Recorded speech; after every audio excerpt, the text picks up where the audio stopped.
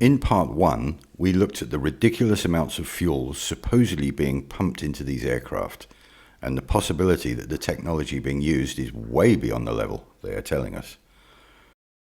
To those who obviously misunderstood part 1, I need to clarify.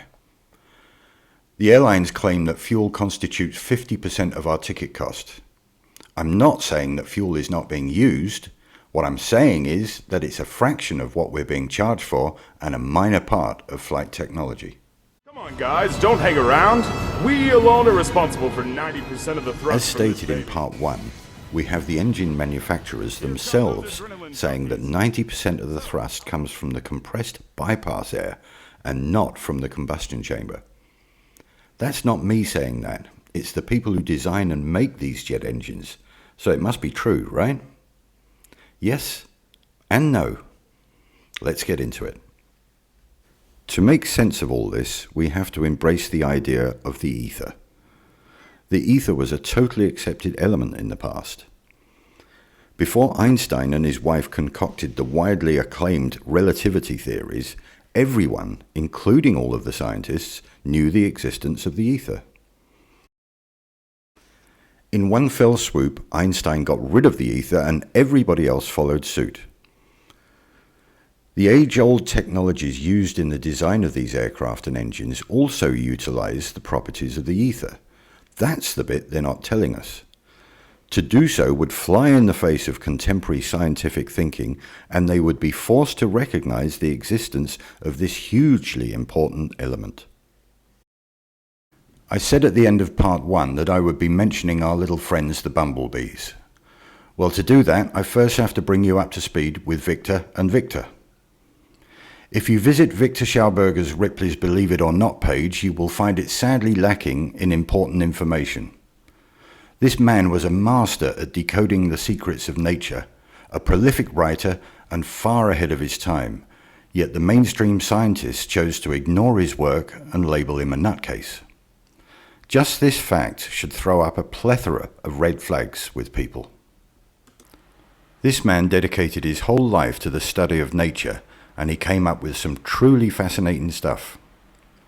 Levitation, propulsion through the ether, and implosion technology, to name just a few. Let's start with implosion technology to show you that he wasn't just making this stuff up. As you will see in this clip, the gas that she's holding would normally be enough to blow a gaping great hole in her hand, but it doesn't. That's because it implodes rather than explodes. The force goes inwards rather than outwards. Implosion technology. In 3, 2, 1. You okay? You could judge by the loudness of the implosion that there was a great deal of energy created. Enough to seriously injure her, but apart from being slightly shaken up, she seems fine. Viktor's main body of work was with water, but he postulated and demonstrated that this technology works just as well in other mediums, one of them being air, or the ether. Air is our medium, water is for the fish, but the two are intrinsically locked together because both mediums behave the same way when coerced. I highly recommend watching the links for Viktor's work in the show notes. These patterns and properties are used throughout nature, in the environment, in trees and shrubs, in flowers, and in animals. Basically, the whole of nature conforms to these rules, and Viktor figured it out. As I showed earlier, Viktor confirms that using the vortex idea on an aircraft, it will literally suck its way through the ether rather than thrusting against the air molecules. Schauberger's central approach here was the principle of matter transformation. The elements of the air, particulate matter and gases are converted in this repulsator. One part escapes through the ring rotator, and the radiation energy, Schauberger talks about synthesis electricity, is emitted through the central axis. The repulsion creates a biological vacuum along the axis in front of it, into which the aeroplane is sucked.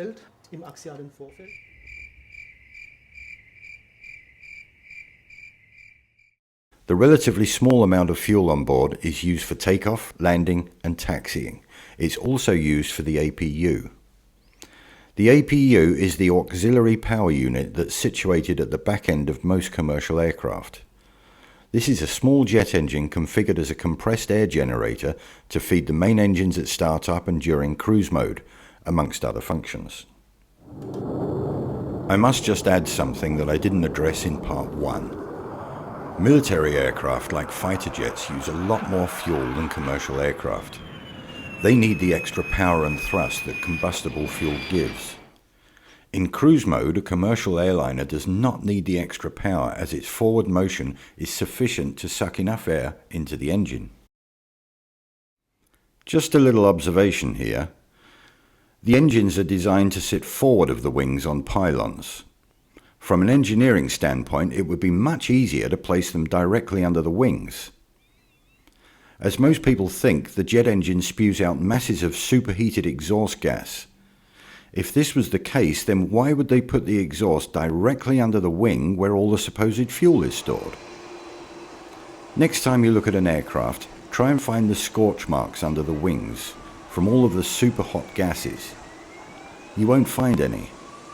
The small amount of hot gas being ejected from the combustion chamber is surrounded by cooler, compressed air. Don't you think that these people should be in hospital with nasty burns from the super hot gases?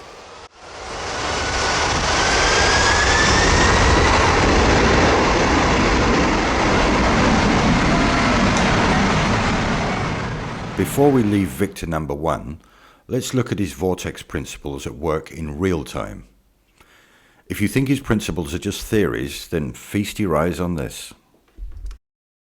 Like the jet engine, the Garuda-San Giovanni route needs a small force to start it, but then impels itself infinitely using the medium around it, in this case water.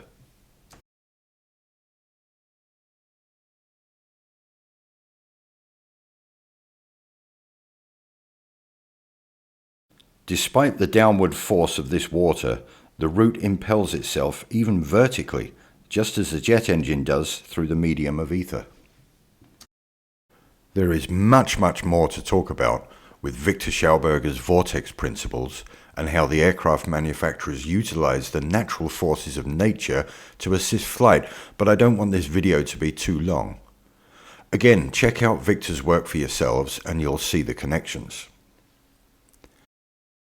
Time for Viktor number 2. Viktor Grebennikov is lesser known than Schauberger, but his research and experimentation is just as extensive and important.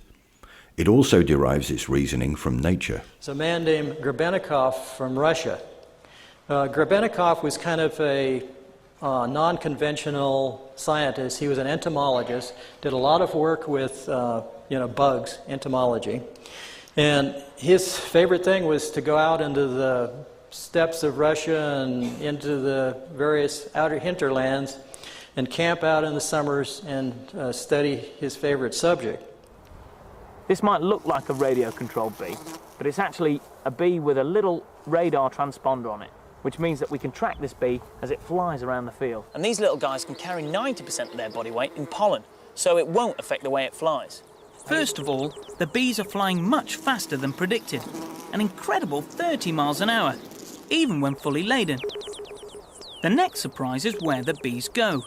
They almost always overfly potentially decent food. And once they've found their patch, they then repeatedly shuttle to and from it. And this is the really clever bit. In spite of 30-mile-an-hour crosswinds, whether out or back, they all fly in dead straight lines. A bumblebee can't fly aerodynamically. Yeah, and he's right. And I said, well, what did bumblebees do? And they said, well, they levitate. And I said, well, how's that? And he says, come on, I'll show you. And he showed me. He wrote a book, incidentally. I don't know if it's still in print. It's in the Library of Congress. The book is called Tomorrow's Energy Need Not Be Fuel. And in that book, he gave reference to what I'm talking about, that of levitation, that the bumblebee, when he starts to beat his wings, when he starts to flap his wings, There's a little cavity, a hollow cavity next to the larynx inside his system that's hollow. And when he beats his wings, he starts to resonate this energy, and it goes back and forth, just similar to a guitar strumming on one side of the room and hitting the same chord on the other side of the room, or somebody hitting a high C and breaking a crystal. It's the same thing, it's resonance. And he said what they do, they resonate. And when they resonate, they eventually reach the resonance of the field around them. And he explained it this way to me, that the Earth was, of course, spinning, but it was operating on a frequency of 8.5 hertz per second or so forth. And he says once this bumblebee hits that resonant frequency of its surroundings, it becomes a free agent. It creates a magnetic bubble around itself, and it can go anywhere it wants. And I said, well, that's not in any of the science books. He said, I know. You probably never see it there either, but that's what happens. They'll discover it someday and bring it out, but it's just we have a conventional way of doing things, and then we have a natural way of doing things, and they're totally different. They're diametrically opposed. The important point here is the bees. As you've heard, the bumblebee shouldn't really be able to fly. Those wings are way too small to lift that chubby little body off the ground. In fact, it's a bit of a conundrum also for the mainstream scientists. They can travel in perfectly straight lines for long distances without any deviation, even during a howling crosswind. Because of the resonant frequencies produced by the vibration of their wings, they create a bubble in the ether, protecting them from any outside interference. So levitation by sound waves is a real-world effect. You want more proof?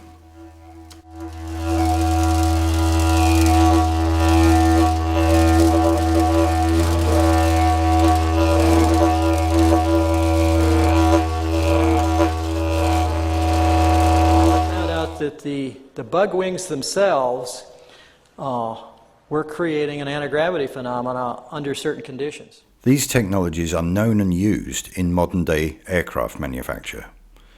The vortexes being produced are helping the lift properties of the aircraft. This is why the engines are forward of the wings. If they were underneath the wings, then the vortex wouldn't do its job.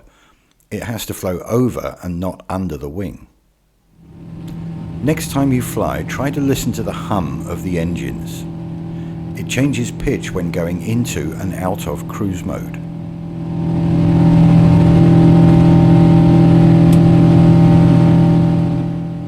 Just pure speculation here, but there are large cavities in the wings, which are tested with compressed air and not liquids, by the way, and the engines produce a distinct hum, just like the bees do.